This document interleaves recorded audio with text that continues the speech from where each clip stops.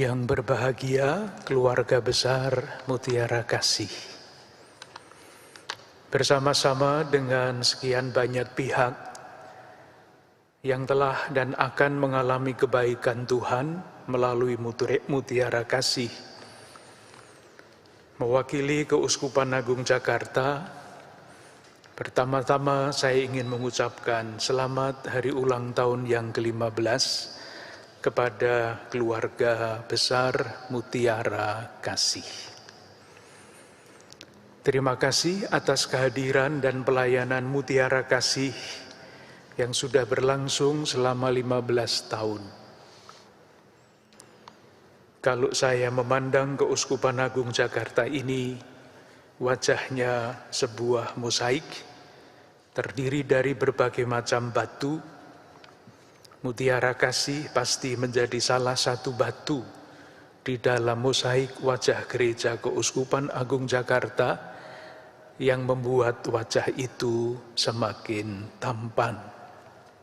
Terima kasih untuk itu semua. Dan kita semua berharap semoga lembaga ini membuahkan mutiara-mutiara kasih yang semakin cemerlang. Satu dua renungan moga-moga dapat meneguhkan kehadiran dan pelayanan keluarga besar Mutiara Kasih.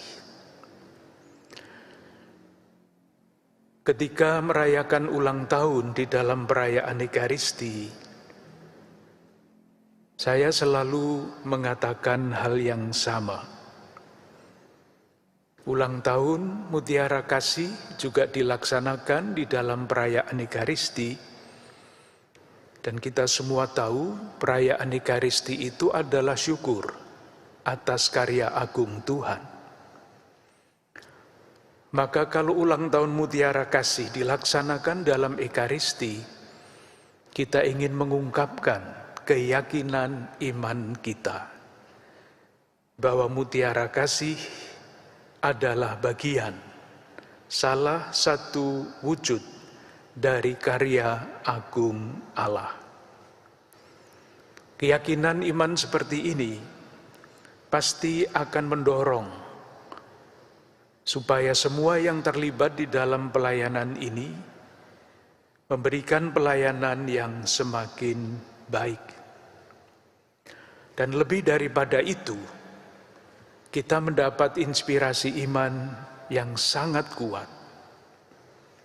Maksud saya begini, dengan merayakan ulang tahun di dalam perayaan Ekaristi, kita mengungkapkan kerinduan hati kita, agar kita lewat pelayanan dan karya ini menjadi semakin serupa dengan Kristus.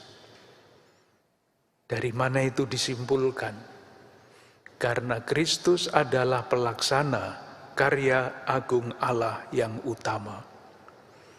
Kalau kita dengan cara apapun ikut terlibat di dalam karya agung Allah itu, entah bagaimana, dengan sendirinya kita pun akan berperan, akan bertumbuh menjadi semakin serupa dengan Kristus lewat langkah-langkah yang nyata, lewat langkah-langkah yang kecil.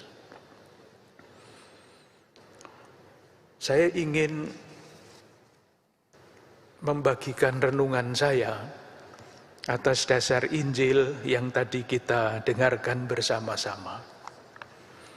Saya mulai dari halaman 6 buku panduan, baris pertama dari atas dan selanjutnya.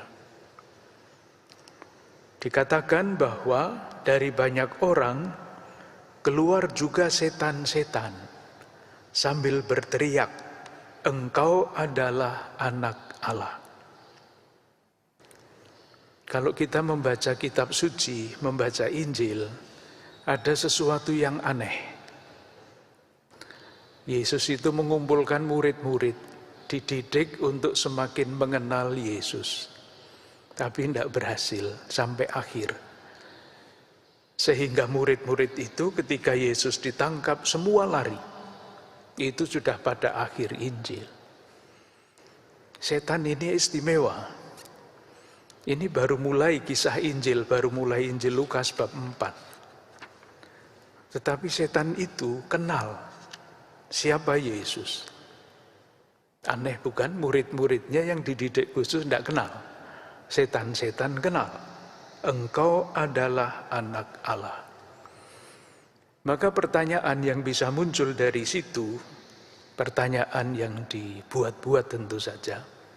Kalau begitu, apa bedanya antara setan dan murid-murid Yesus?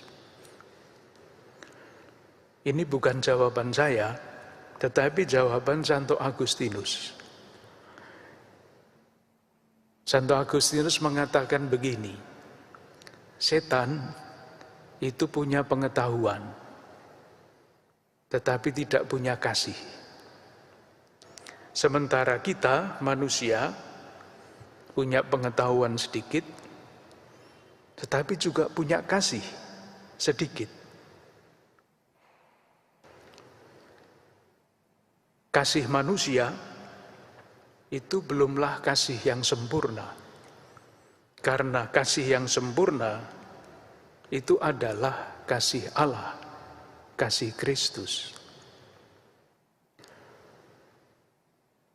Oleh karena itu, salah satu panggilan hidup kita dinyatakan di dalam ajaran gereja, semua murid-murid Kristus dalam status dan peran apapun mempunyai panggilan yang sama, yaitu bertumbuh menuju kesempurnaan kasih, bertumbuh menjadi menuju kepenuhan kesucian, bertumbuh menuju kepenuhan hidup Kristiani. Bahwa kasih manusia itu terbatas, sangat jelas di dalam kalau kita ingat percakapan antara Simon dengan Yesus. Bukan Simon Subrata tentu saja, Simon Petrus. Yesus bertanya kepada Simon, Simon anak Yohanes, apakah engkau mengasihi aku lebih daripada yang lain?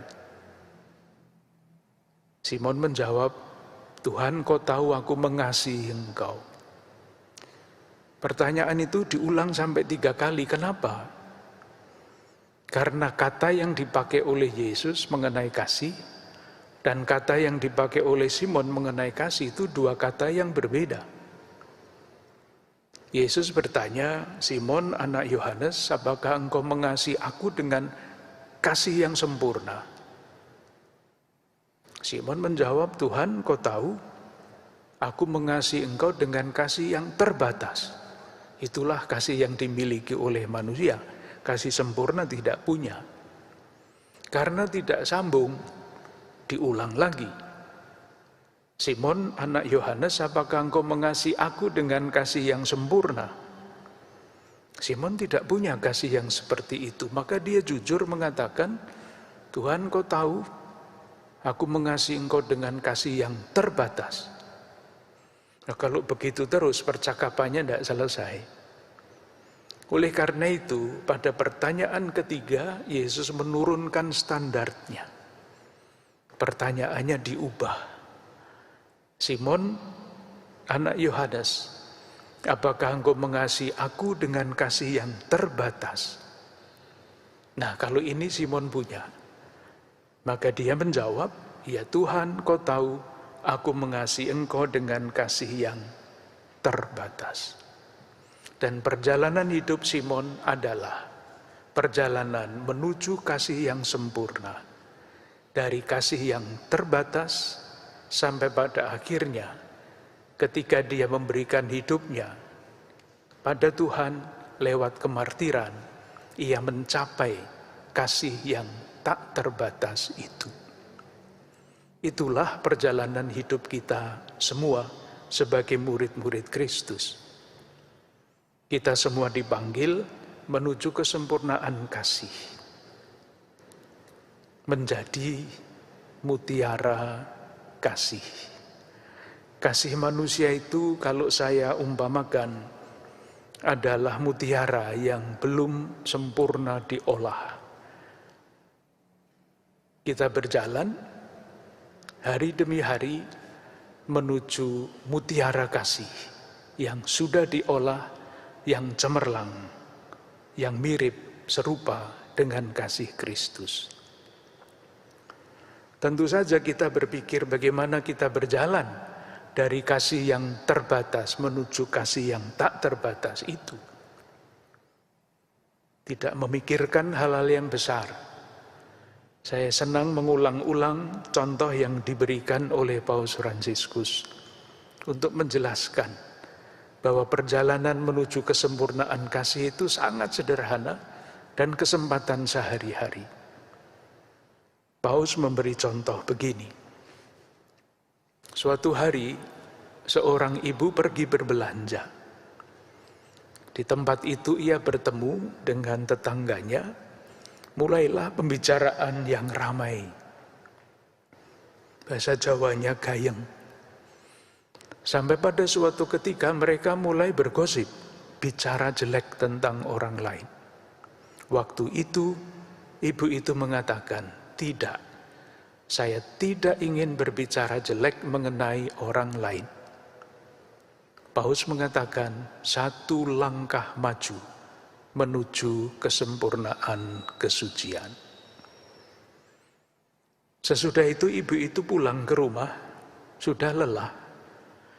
Tetapi seorang putranya ingin minta waktu berbicara mengenai mimpi-mimpi dan mengenai harapan-harapannya. Ibu itu duduk mendengarkan anaknya dengan penuh perhatian. Paus mengatakan, satu tangga naik lagi menuju kesempurnaan kasih. Kali lain ibu itu merasa cemas, entah karena apa. Ibu itu ingat ada Maria, Bunda Penolong Abadi. Dia mengambil rosario berdoa.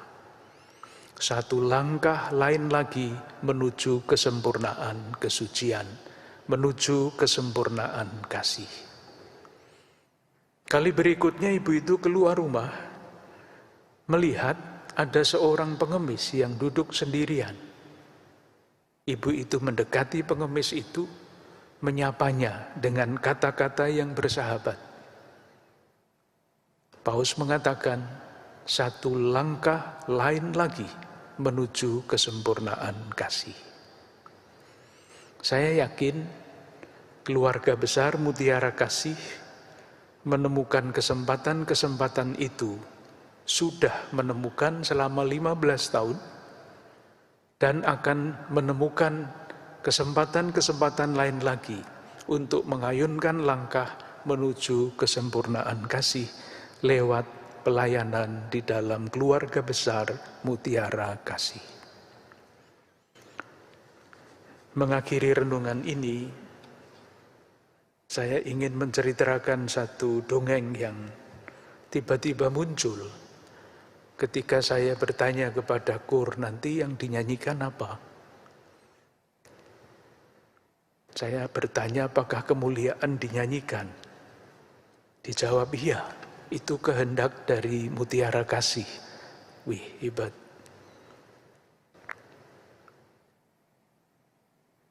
Dalam rencana untuk menyanyikan kemuliaan, saya melihat suatu watak dasar dari keluarga besar Mutiara Kasih. Bisa disampaikan dengan berbagai macam cara, diungkapkan. Misalnya, dengan menyanyikan lagu kemuliaan, keluarga besar Mutiara Kasih selalu ingin mengusahakan supaya pelayanan dan kehadiran Mutiara Kasih itu menjadi pujian kemuliaan bagi Tuhan dan tentu berkat bagi sesama. Kata lain yang dapat mengungkapkan adalah dengan memilih menyanyikan lagu kemuliaan, keluarga besar Mutiara Kasih ingin mengatakan bahwa pelayanan Mutiara Kasih adalah wujud dari syukur yang berkepanjangan. Syukur dan pujian itu tidak jauh-jauh bedanya. Oleh karena itu, mengakhiri renungan ini, saya ingin bercerita mengenai hal ini. Ketika Tuhan menciptakan dunia, itu ada beberapa malaikat yang datang menghadap. Malaikat pertama itu pelindung dari para insinyur.